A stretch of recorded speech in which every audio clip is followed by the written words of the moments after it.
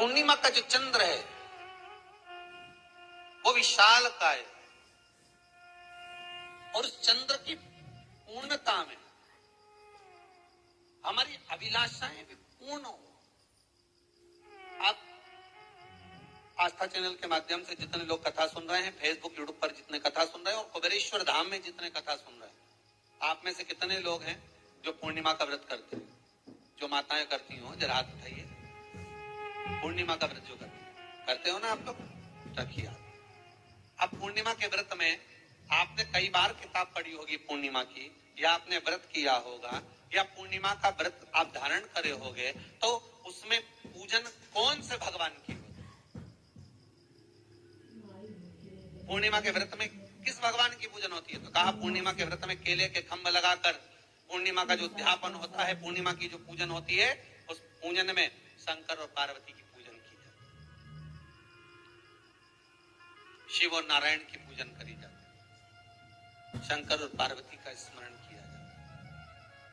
किसकी पूजन होती है? शिव पार्वती।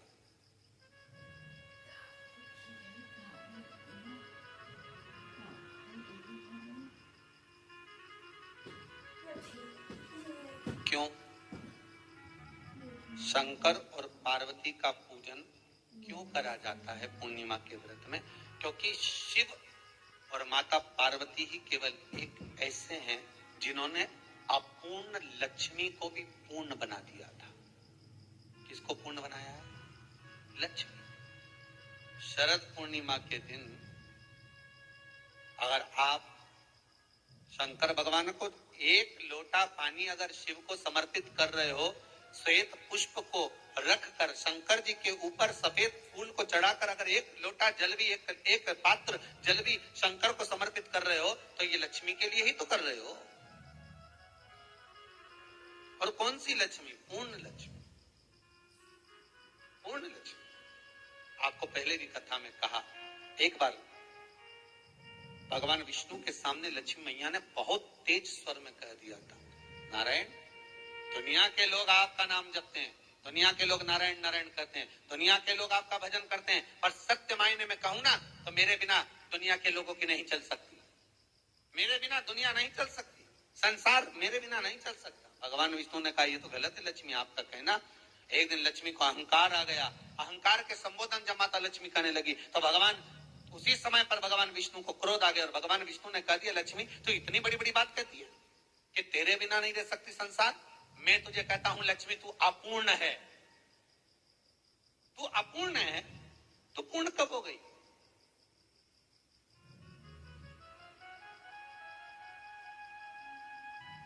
तेरी पूर्णता कहां हो गई?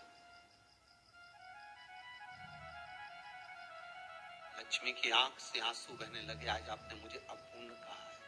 आपको मालूम है आप मुझे अपूर्ण कर रहे हो? आपको ये ज्ञात हो रहा है आप मुझे अपूर्ण कर रहे हो? भगवान कहते हैं, हाँ लक्ष्मी, मैंने तुझे अपूर्ण कहा। अपूर्णता का मतलब आप जानते हो ना? भगवान कहते हैं, लक्ष्मी मैं सब जानता हूं। लक्ष्मी रोती हुई माता सरस्वती के पास पहुंच गई। सरस्वती ने पूछा, क्या बात है लक्ष्मी, क्यों रो रही हो? लक्ष्मी जी ने कहा, क्या बताऊं सखी, मेरे पति ने आज मुझे अपूर्ण कर दिया है। तो क्यों रो रही है तू? अपूर्ण अगर कह दिया, पति ने ही तो कहा है ना, तो क्यों रोना?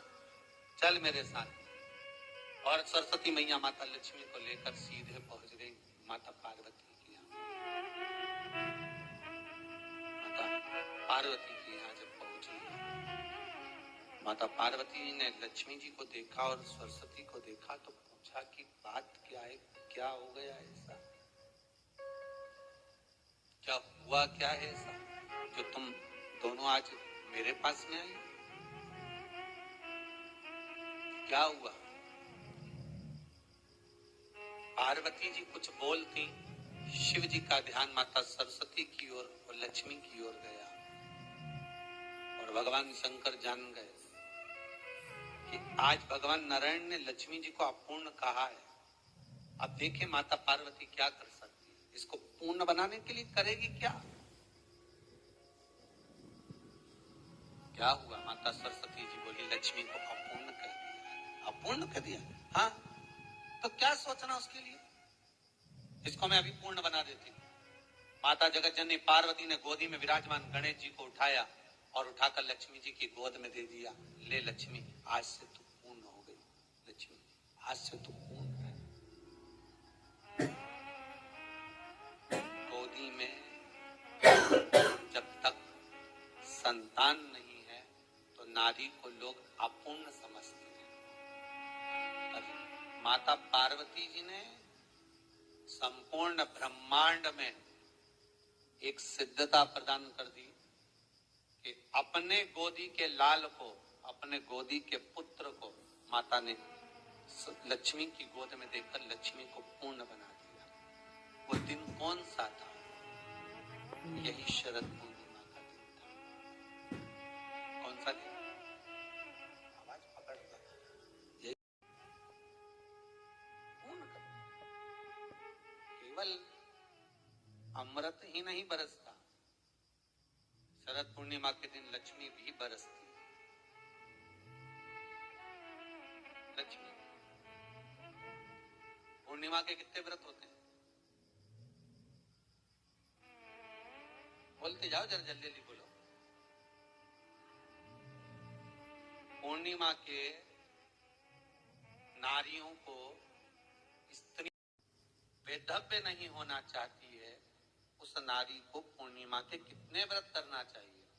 जिस नारी के यहाँ संतान नहीं हो, औलाद नहीं हो, उसको पूर्णिमा के कितने व्रत है? और गलत नशा है। आपको लग रहा है कि ये नशे में डूबा हुआ है, आपको लग रहा है कि ये गलत जगह पर डूब गया है, आपको लग रहा है कि मदिरापान में, मांसाहार में या अधिक गांजा आदि जो भी नशे होते हैं, जितने भी नशे, उसमें डूब चुका है। और माँ उसको समझा रही का प्रसंग है ये। जिस समय पर राधा रानी कुरुक्षेत्र में नंद बाबा और यशोदा जी को लेकर कुरुक्षेत्र के कुंड में, ब्रह्म सरोवर में स्नान कराने के लिए लेकर जाती है, ग्रहण का समय पर। और जब भगवान कृष्ण उस कुरुक्षेत्र के उस सरोवर में स्नान करने आते हैं, तब यशोदा जी ने अपने लाला से प्रश्न किया है, पूछा है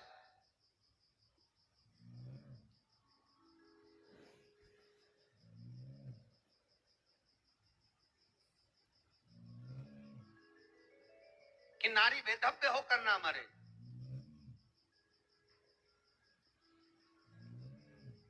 उसका पति कोई रोग से ग्रसित ना हो, उसका पुत्र किसी रोग में ना पड़े।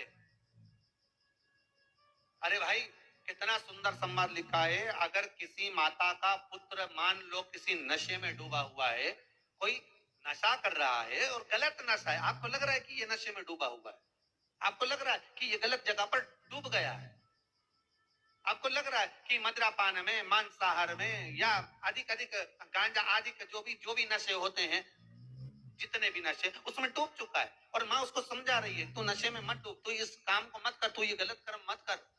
माँ उसको समझा कर हार गई। तो मेरा माताओं से निवेदन है, आप उसको समझाना बंद कर दो, एक काम करना प्रारंभ कर दीजिए। हमें जो शिव महापुराण के माध्यम से शास्त्र कह रहा है कि आप 32 पूर्णिमा के व्रत प्रारंभ कर। उसमें करना क्या है? आपको केवल जिस दिन व्रत रहे, रात्रि के समय पर कोई भी मीठा, कुछ भी सामग्री आप चंद्र की रोशनी में, चंद्र को अर्घ देने के बाद, पूजन करने के बाद उसको रखो, और वही सामग्री जो नशा कर रहा है उसको पूर्णिमा के दूसरे दिन उसको खिलाओ। आप धीरे धीरे खिलाना चालू करेंगे, जिस नशे में वो डूबा हुआ उस नशे से वो छूटना प्रारंभ हो जाएगा। तो पूर्णिमा व्रत करके तो देखो, 30 में तुम्हें जरूरत ही नहीं, धीरे धीरे आप रुक, वो छूटना प्रारंभ हो जाएगा। समझा कर हार गई।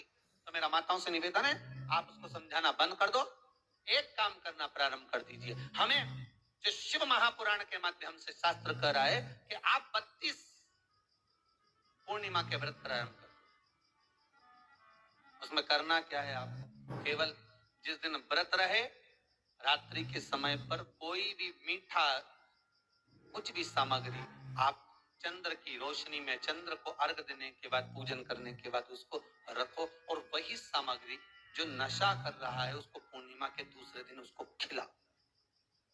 आप धीरे धीरे खिलाना चालू करेंगे, जिस नशे में वो डूबा हुआ उस नशे से वो छूटना प्रारंभ हो जाएगा। तो पूर्णिमा व्रत करके तो देखो 30 में तुम्हें जरूरत ही नहीं, धीरे धीरे आप रुक, वो छूटना प्रारंभ, साधारण नहीं है। 12 महीने शिवरात्रि पड़ती है,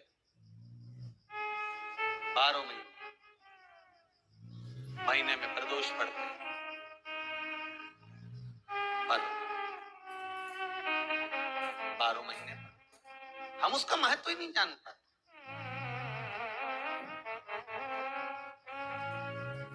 कौन से प्रदोष पर क्या करना है, कौन सी पुण्य 52,000 ब्राह्मण की साक्षी कराता है।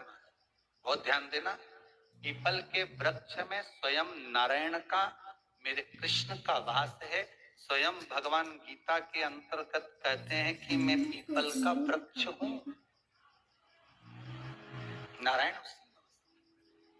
52,000 ब्राह्मणों का वासा एक पीपल के पत्ते में होता है। और आपको पहले इस कथा में कहा, गाय ब्राह्मण बहन बेटी ये सब काल का हरण करने वाले, काल को हरने वाले। शिव का स्मरण करो। पूर्णिमा के दिन चावल का एक आखा दाना जानते हो, पूरा, खंडी चावल नहीं। कितना चावल? एक दाना चावल। एक बेलपत्र जिसका डंडी का मुख अपनी ओर हो, जहां से चावल चढ़ाया है, उस चावल के ऊपर अपनी कामना कर रख दीजिए और चंद्रमौली भगवान का स्मरण करें।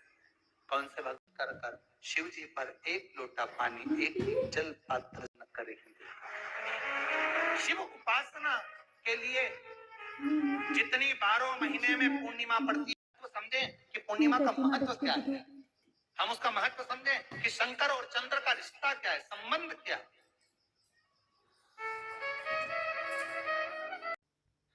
जग के उद्धार के लिए, संसार के उद्धार के लिए बनाए। अब उसका प्रयोग आप करें ना करें या आपके ऊपर। आप उसका प्रयोग कर रहे हैं ना कर रहे हैं आपके ऊपर, पर जो बनाया है मेरे भगवान